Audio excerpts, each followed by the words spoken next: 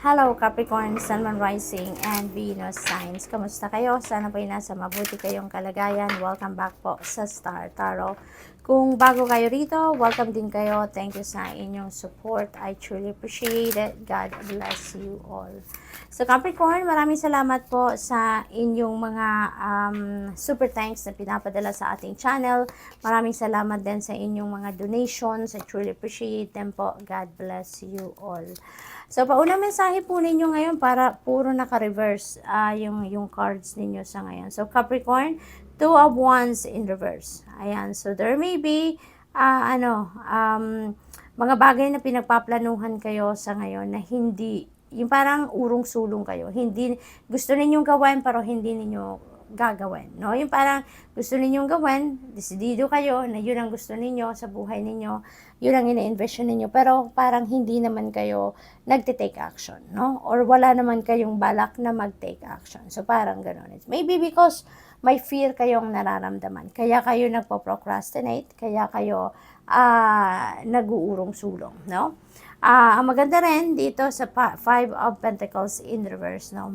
May problema siguro kayo in the past sa pera, nagkaroon kayo ng mga financial hiccups, financial difficulties. Pero ngayon, magkakaroon kayo ng pagkakataon ngayon na makuha ninyo kung ano yung kailangan ninyong pera, no?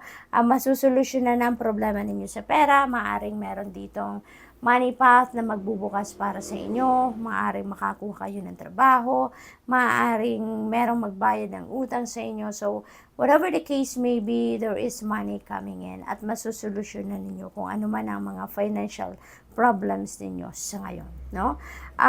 Wheel of Fortune in reverse. Ayan, so may mga kayo dito, may mga pag-aalinlangan talaga kayo. This could be related to these Two of Wands in reverse, no? Na kaya hindi kayo mag-take action sa mga plano ninyo because maybe there's fear. May takot kayo na mag-take risk, may takot kayo na mag-take chances, yung gano'n, ano. Yung parang gusto lang ninyo na mag-stay muna kayo sa comfort zone ninyo. Kaya ayaw ninyo muna ng mga pagbabago, ayaw nyo muna dito na mag-take action towards whatever it is kasi na mga plano ninyo because maybe it will require you to get out of your comfort zone. It will require you na mag-take chances kayo sa mga bagay-bagay na kailangan. So, kaya siguro kayo hindi gumagalaw, no? Hanggang plano lang kayo. Kasi nga, ayaw ninyo muna na may magkaroon ng pagbabago, no? So, maaaring ganon ang ganap. Some of you may be also feeling guilt dito. Maybe feeling down kayo, no? Sa ngayon, maybe isang rason yan na guilt feelings ng iba sa inyo dito para hindi kayo makapag-desisyon sa mga bagay-bagay. Maaring may mga ganong ganap ang iba sa inyo dito na hindi kayo makausad, hindi kayo makapag-move forward dahil may takot kayo, ayaw ninyo mag-take risk, meron kayong mga hindi mapagdesisyonan kasi nga yung parang nawawalan din kayo ng gana sa ngayon. So, maaaring ganon ang ganap dito for some of you. What else? We have Three of Pentacles. So, kung siguro ang iba sa inyo nga dito, hindi nagpo-procrastinate kayo, hindi kayo makapag-move on because you have fear, no? About something. And dito sa Three of Pentacles, meron tao dito na makakatulong sa inyo, no? You just need to reach out. Kasi meron mga taong willing tumulong sa inyo, willing sumuporta sa inyo, mag-advise sa inyo ng kung ano ang dapat inyong gawin, mag-advise sa inyo or gabayan kayo kung ano yung mas magandang sitwasyon na pasukin ninyo sa ngayon, ano? There may be some kind of collaboration dito na siguro papasukin ninyo and maybe that is going to change the energy, no, na bumabalot sa inyo sa ngayon. Kasi maybe yung mga taong yan will be supporting you talaga all the way. Maaring sila yung hihila sa'yo patungo doon sa kung ano ang best na para sa iyo at this time, no? Hihilahin kayo ng mga taong ito para doon kayo makapag-focus sa kung ano ang pagtatagumpayan ninyo, no? So, be open to that, no? Maaaring may mga offer dito na tutulong sa inyo, may mga offer na makipag-collaborate sa inyo, or maybe may mag-hire sa inyo dito for your service, no? At be open to that. So, final message ni Capricorn ay angel number 4444. Blessing in disguise. There may be obstacles, there may be hardships talaga na maaaring kinakaharap ang iba sa inyo dito. But, you know what? You are going to learn a lot from that. No? That is going to help you build your character even more. At saka, yung inner strength niyo dito parang mabubuhay because of that, no? So there might be some difficulties ahead, but you will push through. You got this. If you have been struggling or feeling lost, the winds of change will blow in your favor if you've been suffering or feeling lost. Some things may fall apart, but you're building the framework for something much better, so hang in there. So good luck, Capricorn, and that's all I have for you for today. Thank you for watching. Love and light. Namaste. Hello Virgo, Sun, Rising, and Venus signs. Kamusta kayo? Sana po nasa mabuti kayong kalagayan. Welcome back po sa Star Tarot. Kung bago kayo rito, welcome din kayo. Thank you sa inyong support. I truly appreciate them. God bless you all. Virgo, maraming salamat po sa inyong mga donasyon sa pag-send ng mga super thanks. Maraming salamat po for your generosity and for sharing your blessings with me. Panay reverse. Wow, lahat reverse si Virgo. So, ang iba sa inyo dito, Virgo, is resisting change. No? Nandito kayo sa energy ng stagnation, no? Na walang galawan, walang progress, walang development, nandoon kayo. Kasi for some reason siguro, ayaw ninyo muna ng pagbabago. Ayaw niyo muna na magkaroon ng shift, no? Kung ano mang parte ng buhay ninyo sa ngayon. Kaya gusto ninyo na mag-stay put lang muna kayo, no? So, ayaw nyo muna dito ng pagbabago, ayaw ninyo dito ng movement, ayaw ninyo dito ng merong galawan, yung parang gusto ninyo mag-chill muna kayo, mag-relax muna kayo, okay? So, maaaring pagod kayo, or natatamad kayo, or siguro iba yung pinagfo-focusan ninyo sa ngayon. So, kaya ayaw ninyo muna ng may movement, ayaw nyo muna dito na merong babaguhin sa kung ano man ang sitwasyon or kalakaran ninyo sa ngayon. With the Two of Cups in reverse dito, there may be disagreements, no? Dito, between you and another person. Merong siguro hindi kayo pagkakaintindihan between you and another person. So, parang maaaring merong tension, may division, may tension, may breakup, maaari na may sitwasyon na gano'n, no? Depende sa inyong sitwasyon. This could be with your person, no? Yung karelasyon ninyo, romantically, or maybe sitwasyon ito between you and kapamilya, between you and a friend, or between you and katrabaho. So, depende sa inyong sitwasyon, no? So, take as it resonates. With the Empress energy naman, some of you, is feeling suffocated, no? Yung parang kaya siguro ayaw ninyo muna ng pagbabago kasi parang ang dami naman na nangyayari, ang daming ganap sa buhay ninyo, so parang napagod siguro kayo. Napagod kayo kaya gusto ninyo muna na mag-chill muna kayo, mag-relax muna kayo, magpahinga lang muna kayo, wala kayong gagawin. At gusto ninyo na huminga muna, no? Kaya siguro na yung parang sa dami ng ginawa ninyo, sa dami ng mga nangyari, no, in the past few days or few weeks, parang suffocated ang pakiramdam ninyo, no? Na puro kayo kabisihan, puro kayo pagbabago, puro kayo galawan, yung parang napagod kayo in the long run. Kaya ngayon, parang ayaw nyo muna, no? Ayaw nyo muna. Nandito muna kayo sa stagnant energy. I don't want change. I don't want movement, no? Yung parang ganan ang ganap. So, tignan natin kung ano pa ang ganap.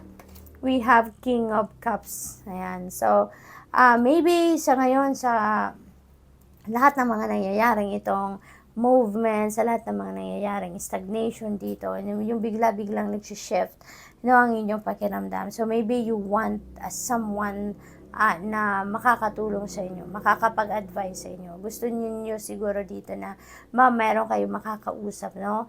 Na someone na mag-i-embody ng energy ni King of Cups. Someone na very sensitive, very intuitive, very compassionate listener, napakagaling mag-advise. So, maaaring ganong klaseng tao ngayon ang hinahanap ninyo. Maybe you are looking for someone like that sa ngayon. Or siguro, meron na kayo nakakausap na gano'n, ano, merong siguro kaibigan ninyo yan, or boss ninyo yan, or mentor ninyo, life coach ninyo, or someone, no, na maaaring spiritual counselor, spiritual guide, no, na nakakausap ninyo.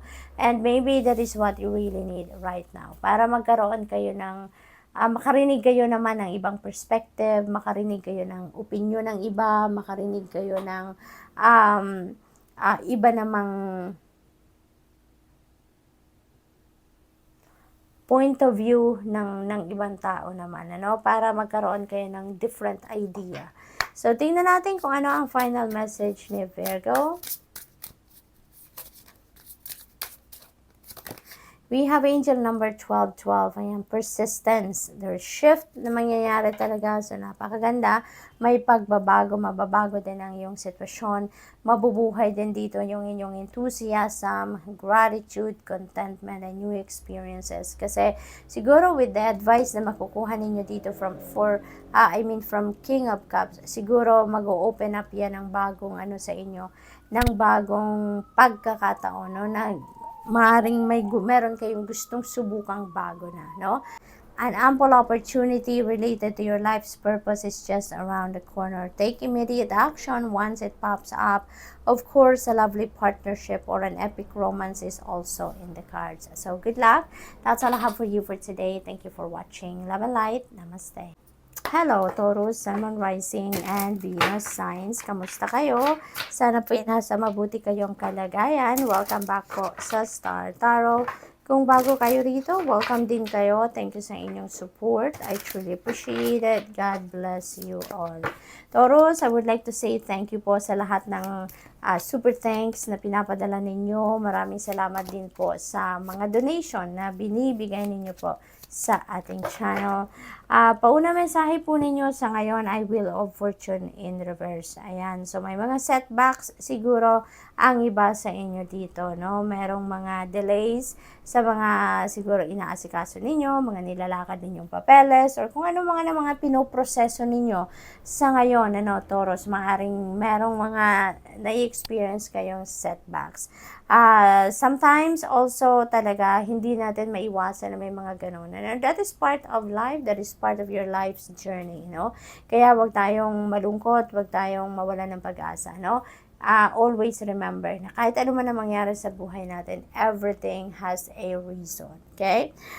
We have tayo star in reverse, no? So maybe ang iba sa inyo dito because of the delays, siguro dito nagkakaroon kayo ngayon ng negative thoughts. Nagkakaroon kayo ngayon siguro ng lost of direction. Kasi siguro matagal na kayong naghihintay, matagal na ninyong pinoproseso, pero walang progress siguro, no? Kaya siguro nawawalan na din ng pag-asa ang iba sa inyo, no? But never lose hope, never give up, Taurus, no?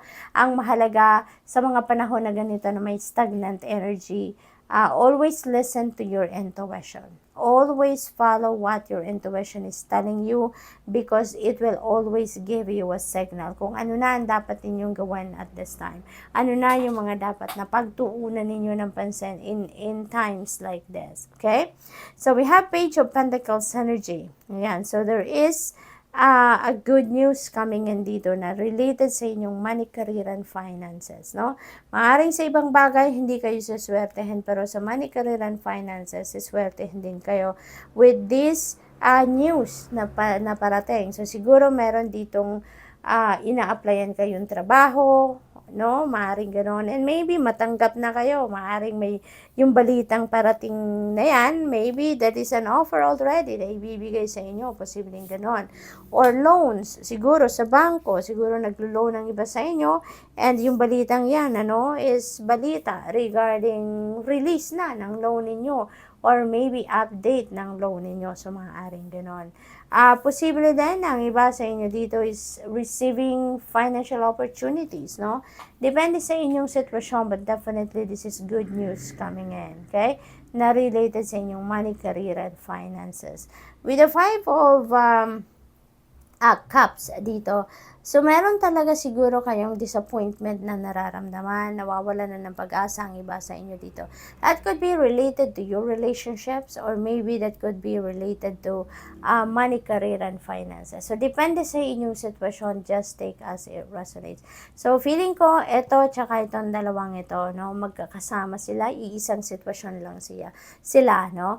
But of course, this is a general reading, so hindi ito mag-resonate sa lahat. Just take as it resonates. Okay? So, dito sa Five of Cups, wag na kayong mag-focus, sabi dito, wag na kayong mag-focus sa kung ano ang wala kayo, bagkus mag-focus kayo sa kung ano ang meron kayo. No?